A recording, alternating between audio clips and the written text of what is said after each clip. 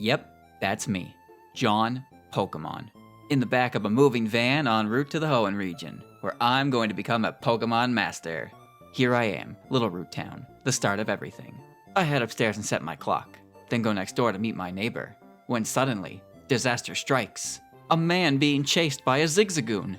He calls for help, and directs me to his bag with Pokeballs. This is it, John. Your very own Pokemon adventure begins today! Oh. Well, I guess a Magikarp isn't the worst starter you could get. I mean, it could be Registeel, who can only explode. Or Sunkern, the most disgraceful abomination to have ever existed. Oh, the Zigzagoon got bored. Neat. Professor Birch was so impressed at the way I handled the situation that he gave me the Magikarp for real. And we've already become inseparable partners. What does this mean? It means I'm gonna become the champion with him and him alone. Duh. So now I'm on an errand to find my neighbor again, which leads to a fight. Unfortunately, Magikarp isn't ready to throw hands. Fins? With anyone. So what do? Pay attention, listen up, and allow me to teach you something useless. To the north, we got Bam, Boom, Bang. To the south, we got Bing, Bing, Wahoo. You got all that? Here's how it goes. First, you save the game. Second, you get into a battle. Third, you splash, and hope the wild Pokemon uses Growl, String Shot, or misses Tackle. If yes, run and save the game, then repeat. If no, abandon the timeline you have created in favor of a better one. Do this 40 times, and Magikarp will no longer be able to splash, and will be forced to struggle, which does real damage. Wow! So how long did that take? 1 hour and 13 minutes. Okay, now that I can fight, I found May and threw down, and somehow this actually worked? Seriously, I was prepared to do multiple sets of this for levels, but the first attempt got so close that I felt with a little luck, Magikarp could do it fresh, and he did it in 3 attempts. Alright, now I have a Pokedex to not use, and a pair of sick running shoes. Magikarp is still struggling too. Next route only has 1 mandatory trainer, and struggle wins again. Go say hi to Dad, meet the catching tutorial, and watch him snag a Ralts. And be on your way to the woods. Here's a cool bug fact. In the woods, there's 2 Pokemon, Silcoon and Cascoon, who only know Harden, making them safe targets to wail on for EXP. There's some punk with a Poochyena in the way, but he just kept howling, and I got by for free. Went to Rustboro and met a fellow Magikarp enjoyer, and engaged in a gentleman's duel. By the way, only having 1 Pokemon means you can't do double battles, so you can walk right by them. Now at this point, Magikarp is level 8, and I want my buddy to learn a new technique, so he has to reach level 15. So I headed back to the woods to begin to turn the Cocoon Pokemon into an endangered species. I got all the way to 14, even whacked a couple sloths and Poochyenas, then went back home to get the last knockout needed to reach level 15. So how long did this take? 3 hours and 11 minutes. Want to hear another cool bug fact? You can get enough potions to reach level 15 without ever having to use the Pokemon Center. Cool, huh? Why did I go home? Good question, voice in my head. See, Pokemon get these things called effort values, which increase a Pokemon's stats, and are gained through acts of violence. In particular, Poochyena and Wurmple give EVs for attack and HP, and I wanted those. So I came back to endanger another species for my own personal gain again. I forgot to count EV gain throughout, so I just beat up 150 or so of each. Magikarp tried to evolve, but I've become so attached to him that I can't bear to see him change. So I won't let him do that. Ever. Now with Tackle, it's time to beat all the nearby trainers up for juicy EXP. Yeah, everything's going perfect. Nothing can stop us. What is a Geodude to a Magikarp? Oh. Well, that was painful. And the gym is going to be full of them. Time to reduce PP again. Now that we're back to struggling, might as well try the gym out. Hey, it's actually kind of working. Maybe Roxanne won't be so bad after all. Oh. So this is the part where I go back to grinding. And grinding. And grinding. And then trying. And losing. Then more grinding. Non-stop grinding.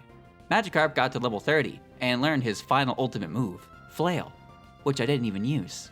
How long did this take? Around 5 hours, give or take. Struggling at level 30 was enough to beat Roxanne for badge 1. So 13 hours in and I have 1 badge. Want to hear a cool bug fact?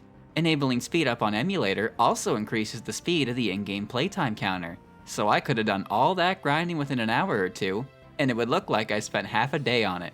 Isn't that crazy? Want to know something even crazier? I didn't speed any of this up at all. I actually spent over 13 hours to get the first badge. What's that? Why didn't I use speed up? A fantastic question, voice in my head. See, I thought I was doing an impossible challenge is all. So it seemed kinda weird to call it something like that while taking advantage of such a convenient option. So I didn't. Devincorp got robbed, and only a kid with a Magikarp can do anything about this. I also helped out some old guy with a Wingull. The Devon Corporation's president himself thanks me for my service and gives me a Pokénav. You can call trainers whenever you want, and they can do the same. And you cannot refuse to add anyone's number to your contacts list. Why? Mr. Stone also gave me a letter to deliver to his son in Dewford, and a parcel to deliver to Slateport. And that old man I helped has a boat that will take me. Steven is in a cave, and Brawly, Gym Leader 2, is on the island. Brawly can't handle the raw power of Magikarp, and goes down to the deadly tackle and flail combination. You're supposed to use Flash to see in the cave, but I have this helpful thing called a map. So I got to Steven, gave him the letter, and went on to Slateport. Now I have to deliver the parcel to some guy. Unfortunately, I got caught up in an attempted robbery by some environmental extremists. And once again, I'm the only person qualified around here to stop it. Well, with that done, time to move on. Oh, hey, it's May, and she's in the way. Tackle and flail, you know the drill, just try until I succeed. Very engaging gameplay, I know. Wow, a Magnemite. That surely won't be a disastrous Pokemon to deal with. Neither will its evolved form Magneton, that Watson may or may not totally have. Well, he totally does. And at level 39, I attempted to struggle through it. And Voltorb wasn't even a consistent 2-hit KO. So I went back to grinding again, and came back at level 50 trying low HP Flail instead. Of course, Watson has 2 Pokemon with Quick Attack, so I need enough HP to be able to one-hit KO Magneton with a crit, and survive Electrike and Manectric's Quick Attack. It didn't work out, so I came back at level 55 with an updated plan. I had 7 HP, and enough EXP to level up after Magneton. 7 HP guaranteed a one-hit KO on Magneton with a crit, and I like to believe the level up gave Magikarp enough juice to avoid Manectric's Quick Attack. If you're wondering how I can get my HP so low consistently, it's called exposing your Magikarp to wild Pokemon toxins, then popping an antidote when his HP is what you want. Well, after all that grinding and many attempts, I won and got my badge. So how long did that take? From the time between the first attempt and the winning one, just over 13 hours. What's that? Why didn't I just use items in battle? That's a great question, voice in my head. After all, I wouldn't want a self-proclaimed impossible challenge to be too difficult. Why shouldn't I completely remove the challenge aspect of the challenge? Badge 3 lets me use Rock Smash now to progress, but Magikarp cannot crush rocks. And I can't find Yoda anywhere, so I had to settle for the next best thing. A wild Zigzagoon I caught in advance. I also grabbed Strength before moving on.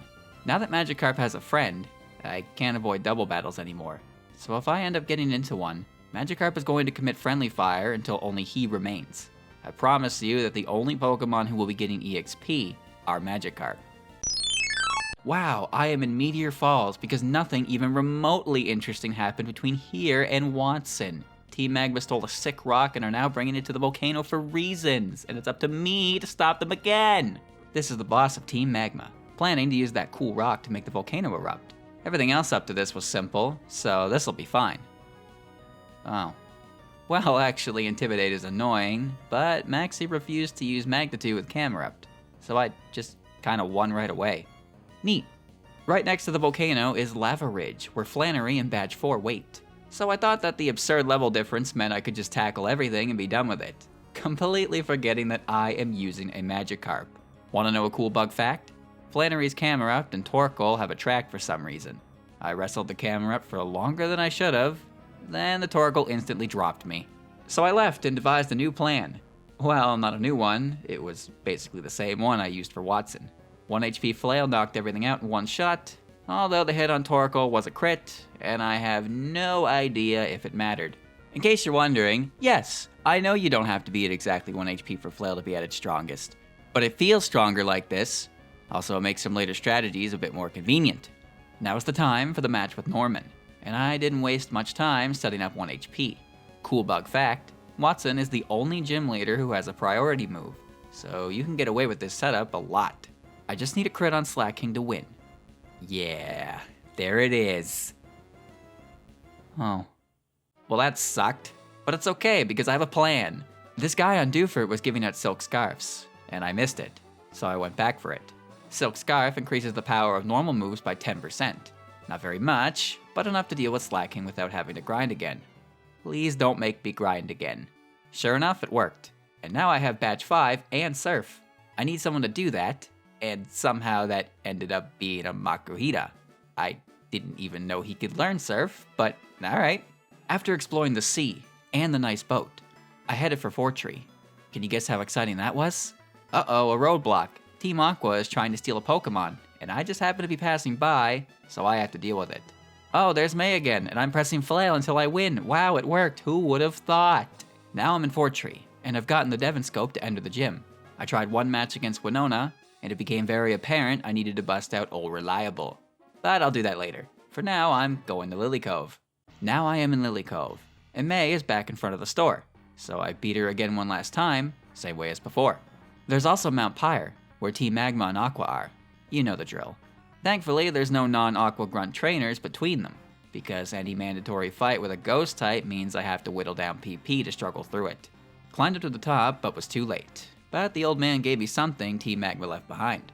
Now I could try to fight Winona again, since Badge 6 lets me fly, but for reasons, I'm doing everything I can before that. Back on the volcano, and tackle 2, Electric Boogaloo, until I'm back at Maxi again. I was at low HP and low PP, but I gave it a shot, and Intimidate made it really not work out. So I went back to heal and tried again with full HP. And new information. Mighty Enna knows Swagger, and there's a chance he'll use it, but he loves Scary Face. I gave Magikarp a Persenberry and pressed tackle until eventually Swagger came.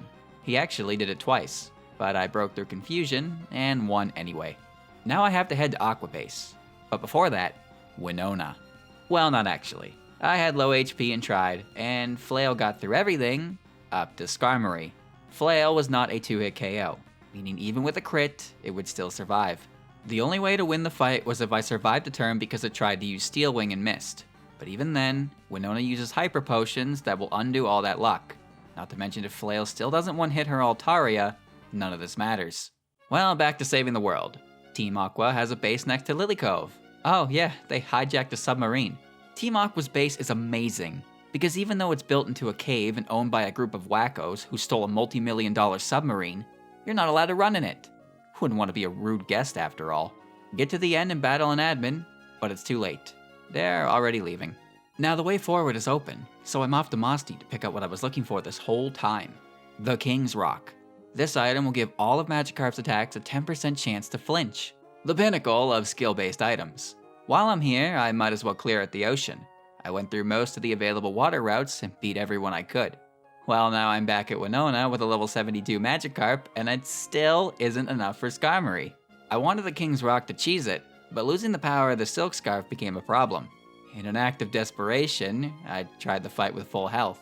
It was painfully slow, but I actually got through Skarmory, only to lose to Altaria.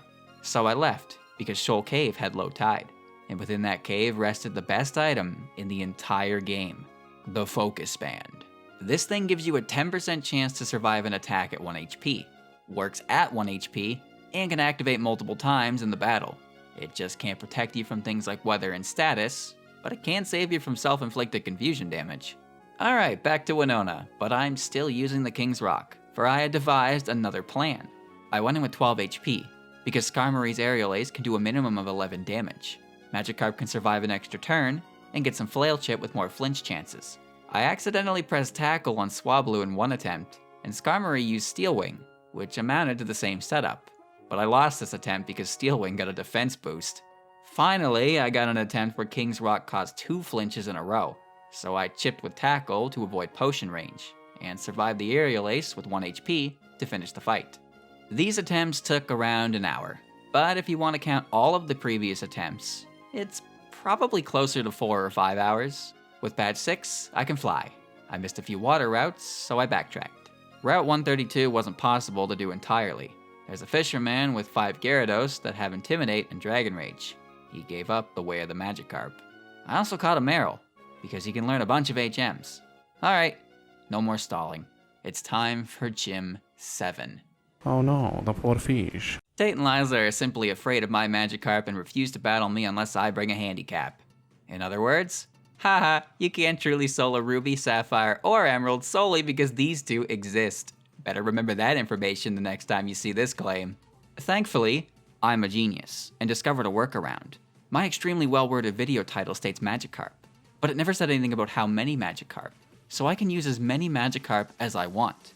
Yep, my title and thumbnail aren't lazy, misleading clickbait. It is simply your fault for misinterpreting it, idiot. So I went back to Petalburg and found Magikarp a lady friend, and put her in the finest ball I had. How original. She will be known as Magikarp 2. Now back to Tate and Liza. Plan A was friendly fire, thinking I could solo this. My oh my, was that a terrible idea. Zatu's Psychic did half of Magikarp's HP, and the two Pokemon in the back, Solrock and Lunatone, are part rock. Okay, plan B, just attack Zatu and... Oh. Yeah, this is not looking good. So now it's time for Magikarp to reach his maximum potential. So I went on a scavenger hunt for candy. Turns out there are 14 rare candies that can be obtained by this point, which means all I had to do was hit level 86 beforehand. I stopped at Mount Pyre to pay respects for my recently deceased creativity, but I was worried about ghost types, so I dropped Magikarp to struggle, and had him forget how to splash to save some time. There weren't actually that many ghosts at all, and I got the Lax Incense like I wanted. Lax Incense lowers opponents' accuracy by 5%. Cool bug fact, in every other generation, Lax Incense lowers accuracy by 10%. So this version of it sucks. With all the candies gathered, I went to Shoal Cave to grind to level 86. And after 9 hours, I was done. And used the candy to become level 100. Okay, time for the rematch. Won't be hard at all. Oh. Yeah, that didn't change very much at all. But I am not out of ideas yet. First, I went to relearn Splash because it's a signature move. Nah, it's actually because it wastes turns waiting to get poisoned. Can you believe that there is not a single wild Pokemon in Emerald with the ability Poison Point? Plan C was to use Shell Bell to keep recovering enough to survive Earthquake while picking off the other side. But it wasn't working. Even with all crits and low damage rolls, I don't think Magikarp can restore enough HP to survive. Alright, plan D. I had to figure out how much HP I needed to survive an Earthquake and one-shot Zatu. Turns out, that number was 22 HP. Earthquake can deal a minimum of 21 HP, and 22 HP is the earliest Flail knocked out Zatu. 1 HP Flail could knock out Claydol as well, but there's still Solrock and Lunatone. I'm holding a Lax Incense, so I have a 5% chance to dodge, and at 1 HP, Flail is a 2-hit KO, meaning a crit will be a one-shot. Well, this didn't work too well either, since Earthquake was still knocking Magikarp out often. And the best possible outcome for this fight is surviving Earthquake, landing a crit on Solrock and Lunatone, while also dodging Earthquake twice. Plan E was to drop to 1 HP to KO Claydol, and hope Zatu either missed or targeted Magikarp 2. Then next turn taking out Zatu, and hoping Solrock misses, or using Solar Beam. See, when you're at low health, Gen 3 AI will pick any move that will result in a knockout. Solrock knows Psychic, Flamethrower, and Solar Beam, so it has a 1 in 3 chance to waste a turn charging it. Then a crit on Lunatone, with Solar Beam missing, or if Magikarp 2 is still alive, hits her. Then either a crit, miss, or another Solar Beam to win. Yeah, that seems possible. After a couple hours, I initiated Plan F, swapping the Lax Incense with the Focus Band, since at the time, I didn't know how the Focus Band truly worked. So now, instead of a 5% chance to dodge, it's a 10% chance to survive. This didn't change the plan, only slightly increased the odds. Well, after some more pain, I landed on Plan G, which is the same as Plan F. But now Magikarp 2 is holding the Lax Incense. Are you still with me? Let me recap what it is I'm trying to do here. My perfect Tate and Liza fight goes as such. Turn 1 Flail takes out Claydol, and Zatu either misses or activates Focus Band. Turn 2 Flail takes out Zatu, and Solrock either Solar Beams, hits Focus Band, or misses. Turn 3 gets a crit on Lunatone, and Solrock does the same as last turn, but if it's Solar Beamed, then just Focus Band or miss. Turn 4 is a crit on Solrock to finish the fight.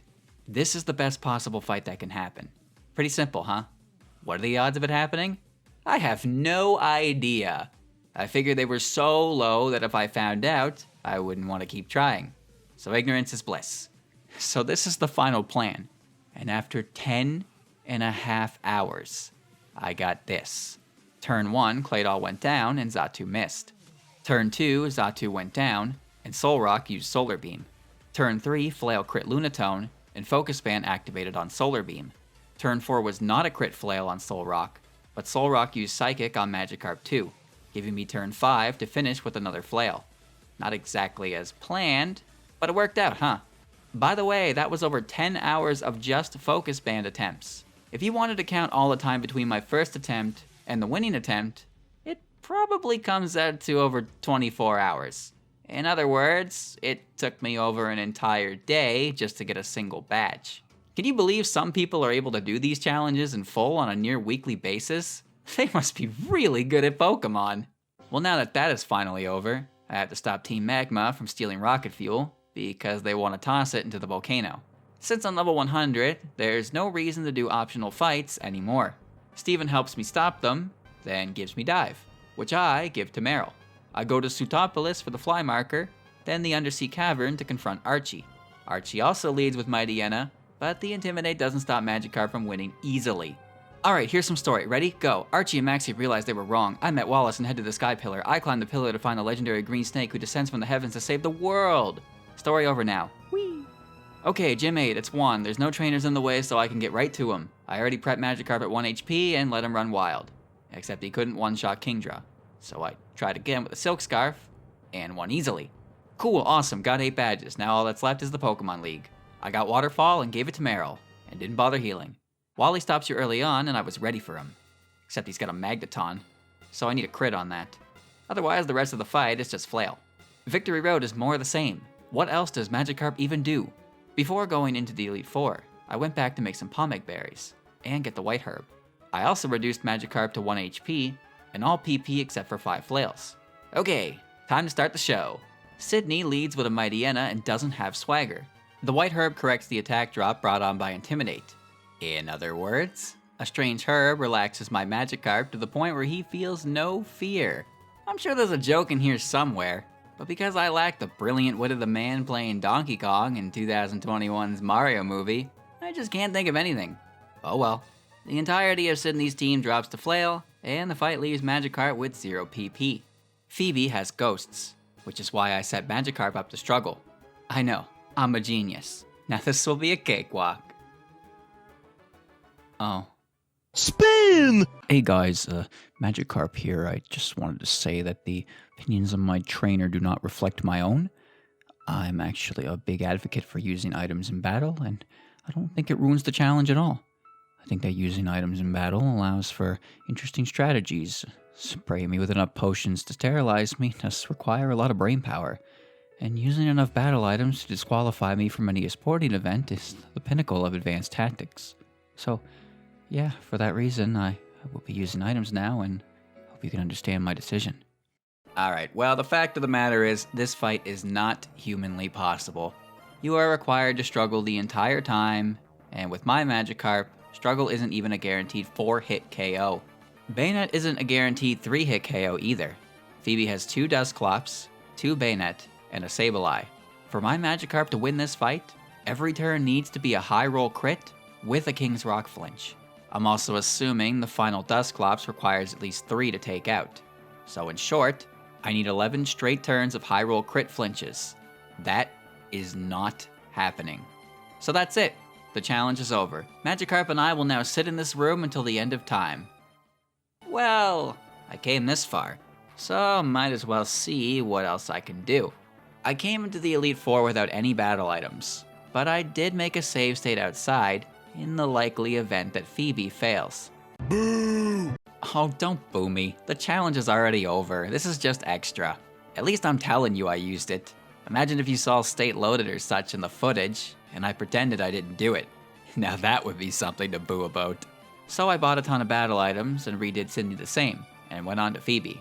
Phoebe's first Dusclops has Protect, and since using a battle item makes it fail, it retains its 100% chance. So I can use 10 enhancers risk-free. But I'm only gonna use 6 X attacks. Don't want to go overboard after all. Well, funny thing, even at +6, Struggle is not a guaranteed one-hit KO on Dusclops 1, and a 2-hit KO on Dusclops 2. Well, that's done. So a Max Elixir will return Magikarp's PP, but I want my HP to be low for Glacia. It has to be low enough that Celio won't use Hail, and if Focus Band activates, I'll be at 1. But I didn't have to do that. My HP was low enough that with a couple of those legendary Pomeg berries, I reduced Magikarp's HP EVs enough to put him at 1 HP. It's a good thing this worked so well, because some of Glacia's Pokemon barely survived Flail without Silk Scarf. Some still did, but it was a smaller chance. The main point of the fight is that it required a crit on Walrein, which I got in not too many attempts. Okay, Drake, a Shelgon isn't an issue at all. Oh. So Shelgon is the only Pokemon that can be one-shotted by Silk Scarf Flail, so can't rely on that. Time to wear the Focus Band once more. So basically, what needs to happen here is every turn needs to be either a crit, flinch, or Focus Band, depending on what you're using. However, both Shelgon and Salamence have moves that can miss naturally. Salamence has Intimidate, which likely makes him a 3-hit KO without a crit. So yeah, 5 crits in a row, or 7 to 8 flinches / Focus Bands. Not likely, but I gave it a real shot for a while. For some reason, I thought that maybe Flygon would be a 1-hit KO, and that kept me going. Until I finally got to it, and that wasn't the case. I have no idea why I thought that one would be so easy, but whatever. It is unbelievably frustrating how close to a 1-hit KO all these Pokemon were, so I looked a bit closer at my Magikarp stats. He had 91 attack. The highest attack a Magikarp can have is 130, so I did some quick maths. If Magikarp had 87 attack, and I used 1 X attack, it would be equal to 130. So I used some Kelpsie berries I had, and lowered his attack EVs, but the closest I got to was 86, which amounted to an attack stat of 129. So this is what I did. I started the battle with 1 X attack, and hoped to either dodge Rock Tomb or activate Focus Band. Once I did, the first 4 Pokemon went down in 1 hit, and Salamence was a guaranteed 2-hit KO, even with the Citrus Berry now, so I only needed a crit or Focus Band. This also made me realize something. I was effectively going through the entire game with an intimidated Magikarp.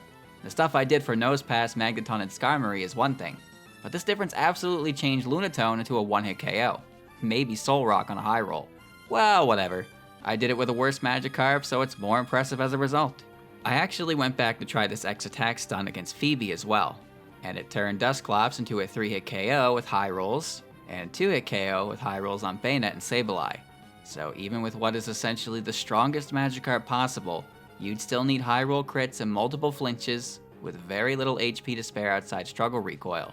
In other words, still humanly impossible. Alright, now there's only one more fight left. Wallace.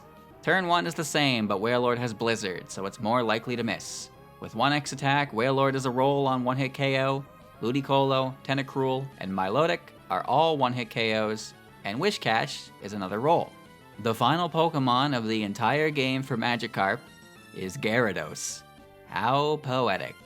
It intimidates, but is a guaranteed 2-hit KO, so a crit or Focus Band will crown Magikarp the champion. Wowza, you did it! You're now the best trainer in all of Hoenn! Too bad Phoebe ruined the integrity of the whole run! Well, I guess so did Drake and Wallace, but those matches are possible without items, provided you have the top percentage of Magikarp. There he is in the Hall of Fame, all on his own. I'm so proud. Wow, look at that playtime! But you know, it doesn't account for the constant timeline hopping. So just how long did it take to do this? See for yourself. I have uploaded the entire playthrough and linked it in the description. You can see every single moment of the game. No speed up, no cheats, and no save states or items in battle outside what I mentioned here. I played the entire game as if it was real hardware up until I lost to Phoebe. If you don't believe anything I said here to be true, then by all means, the footage is there. There is a startling amount of these videos in existence that provide no record of their playthrough, only the final edited result. If you played through the entire game doing whatever challenge you're doing, then you should have all the footage. So why not upload it and prove that everything you said was true? I have a feeling that if people were more critical about proving the entire challenge was done legit, you'd see a lot less of them around. Of course, I'm not done. Now I'd like to introduce the Magikarp Lightning Round. Are you ready? Here we go. Come Generation 4, Struggle now does 1/4 the user's maximum HP regardless of how much damage they deal, so if at any point you have to struggle more than 5 times in a battle, you will always lose! Diamond, Pearl, and Platinum have Cynthia as the champion. She has 6 Pokemon and leads with Spiritomb. Even with an HP recovery held item, you don't have enough HP to beat all 6 of her Pokemon. Heart Gold, Soul Silver has Red. Permanent Hail means you have to win in 16 turns without a healing held item. You can crit everything except Lapras, and flinch everything, but even then, Red has full restores, so there's no way to win in 16 turns. Black and White and Black and White 2 have a fight against Getsis, who uses a team of 6 that starts with a Cofagrigus. It's the same issue as Cynthia. X and Y have Wickstrom and Diantha. Both teams feature a Ghost type on them, and Wickstrom has a Pokemon with Sturdy. Even though the Ghost types aren't the leads, you'll need Struggle available the turn they come in, and be stuck with it for whatever comes out after.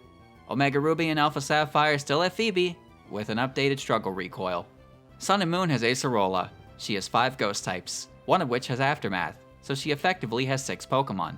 Even though the buffs to certain HP berries give you enough struggles to survive, every one of those struggles would have to be a one-hit KO. Sword and Shield has Leon. He leads with Aegislash and has 6 Pokemon. Those HP berries were nerfed a bit, but even then, if you thought you were one-hit KOing a Gigantamax Charizard with Struggle, I don't know what to tell you. There you go, Magikarp cannot solo any game that came out after Generation 3 without using items in battle. Now you're welcome to prove me wrong, but you better be prepared to show all the footage. Thanks for watching, hope you enjoyed. I'll likely never do this again, bye!